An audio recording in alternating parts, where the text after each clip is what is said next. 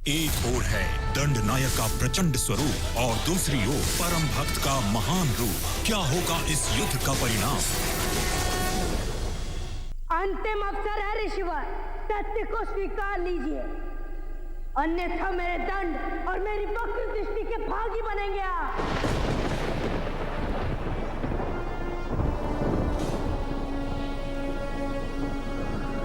तुमने उचित कहा शनि। मैं इनका जन्मदाता पिता नहीं हूं। हम जानते हैं कि आप हमारे पिता नहीं हैं। मैंने कभी आपसे वो प्रश्न पूछे ही नहीं माता, जिनके उत्तर आप देना नहीं चाहते, क्योंकि मैं जानता हूँ कि इन प्रश्नों के उत्तर देने में आपको कष्ट होगा।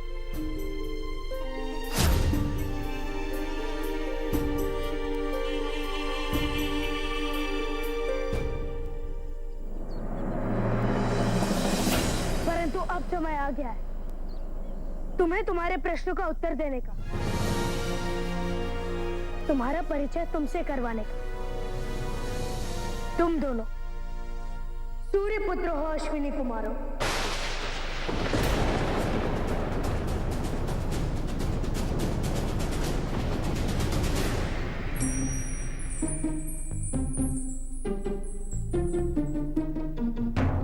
तुम्हारी रुचि केवल पेट की भूख मिटाने की है और मैं ऐसे बालक को शिष्य स्वीकार नहीं कर सकता। क्षमा करना देव, परंतु क्या भूखी जीवित होने का लक्षण नहीं? अनजाने में आपको फल समझकर खाने आ बैठा।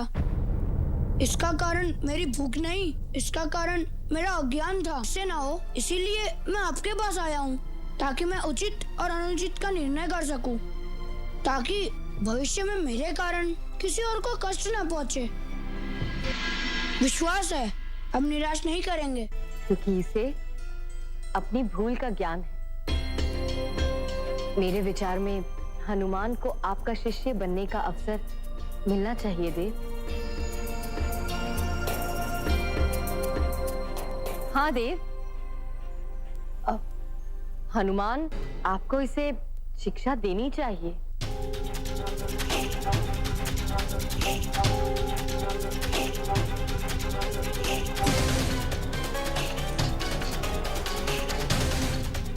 मैंने निर्णय कर लिया है। तो फिर आपने मुझे अपना शिष्य स्वीकार कर लिया? नहीं,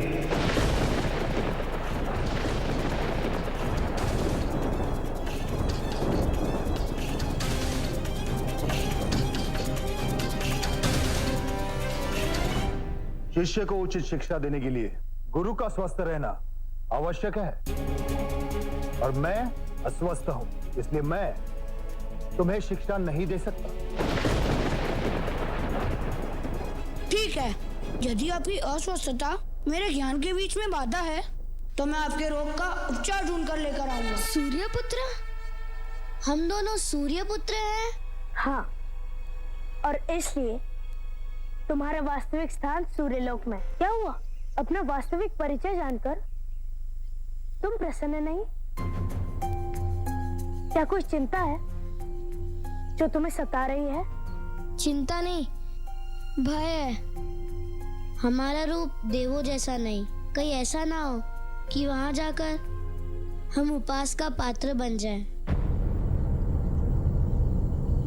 व्यक्ति का परिचय उस रूप से नहीं होता।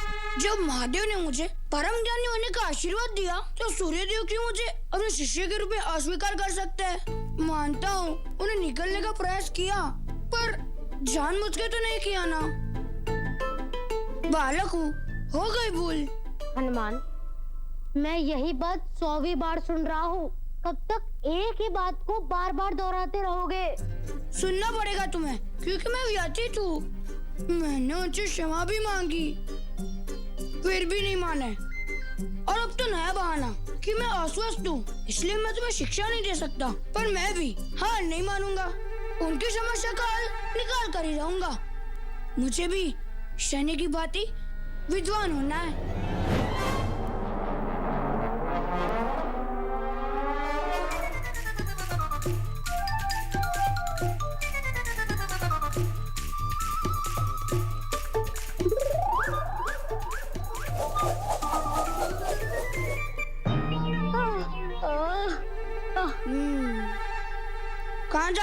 मैं तो बस तुम्हें अपना कष्ट सुना रहा था, सुनेगे नहीं? हाँ, तब से वही तो सुन रहा हूँ। सुनते ही रहोगे कि कुछ काव भी करोगे? कुछ सुझाव दो ना मुझे, मेरे प्रश्न के उत्तर दो ना। अरे दो ना। देखो, तुम्हारा तो पता नहीं, परंतु मेरे पास मेरे सारे प्रश्नों का उत्तर देने वाला है। मेरे साथ चलने के लिए सज्ज हो? तुम इन्हें साथ नहीं ले जा सकते शनि। सूर्य देव और देवी संज्ञा ने वचन लिया है मुझसे। यह निर्णय करना आपके अधिकार क्षेत्र से बाहर है ऋषिवर। मैं इन्हें अपने साथ ले जा रहा हूँ। रोक सकते हैं तो प्रयास कीजिए। तो फिर सावधान शनि।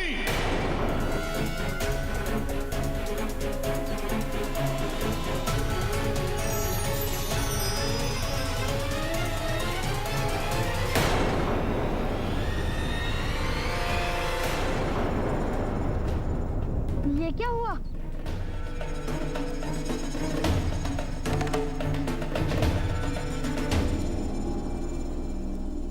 कुछ नहीं, ये तुम्हारे पिता वैद्यराज सूर्यदेव की ऊर्जा है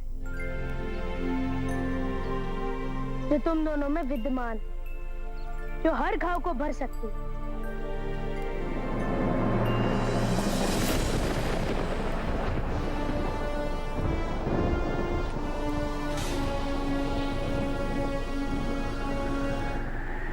आपने इन्हें मृत्यु लोक को पछड़ा बनाने का प्रयास किया, परंतु आप भूल गए कि ये सूर्यलोक के सिंह हैं, जिनका स्थान अब केवल सूर्यलोक है।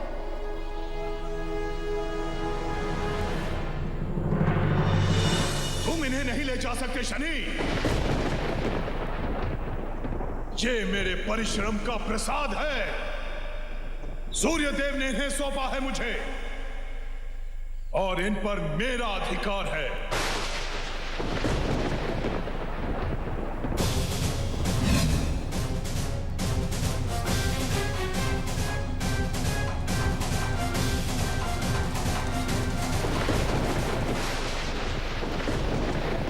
ये मेरे तपोबल की रेखा है। यदि तुमने या किसी ने भी इस रेखा को पार किया तो वो अश्व बन जाएंगे, जैसे इनकी माता देवी संज्ञा बनी थी।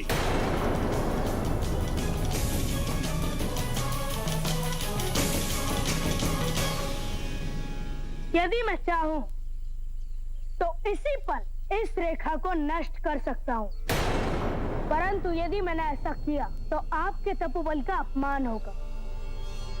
परंतु आपको न्याय के मध्य बाधा बनने का दंड अवश्य मिलेगा। और मुझे प्रतीत हो रहा है कि अश्विनी कुमारों को उनका स्थान दिलाने से पहले आपको एक सीख देना आवश्यक है। अभी मैं जा रहा हूं, परंतु लौट कर आऊंगा आपको मार्ग पर लाने के लिए।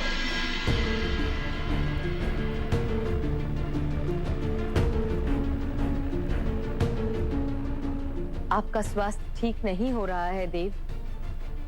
हर दिन सूर्यास्त के पश्चात आप और भी अधिक दुर्बल अनुभव होते हैं मुझे। कुछ नहीं होगा मुझे, मैं ठीक हो जाऊंगा छाया, शीघ्र ही स्वस्थ हो जाऊंगा। यदि आप बुरा ना माने तो एक बात पूछूं देव। आज से पहले आपसे दूर रहकर भी इतनी अधिक दूरी कभी अनुभव नहीं हुई मुझे। मुझे लगता है कि आपका रोग शारीरिक नहीं है, कुछ है जो आपको भीतर से तोड़ रहा है और इसी कारण आपका स्वास्थ्य ठीक नहीं हो पा रहा है।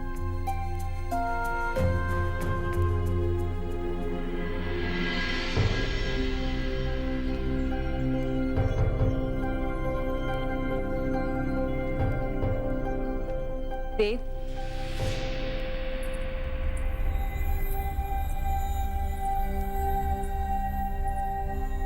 मेरे सामने अपने मन का बोझ उतार लीजिए देव। विश्वास कीजिए, आपको हल्का लगेगा। यदि मुझ पर विश्वास है तो बताइए, वो क्या व्यथा है जो आपको अंदर ही अंदर खाए जा रही है?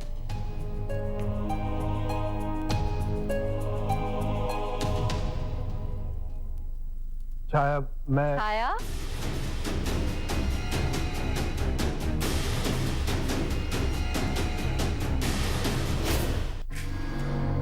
सूर्यदेव को औषधि लेने के बाद विश्राम करने की आवश्यकता है। छाया, हम यहाँ यदि इसी प्रकार इनसे बातें करते रहेंगे तो ये विश्राम नहीं कर सके। हमें यहाँ से चलना चाहिए। चलो छाया।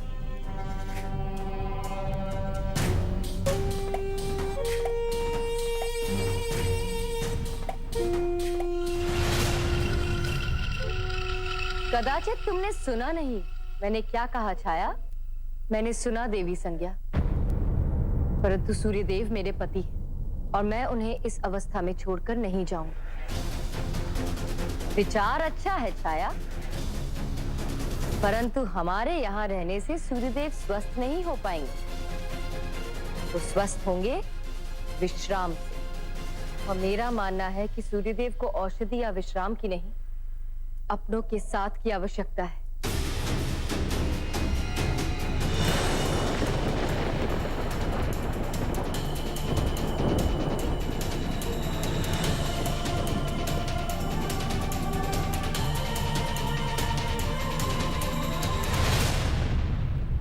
मुझे उत्तर मिल गया है नानाश्री।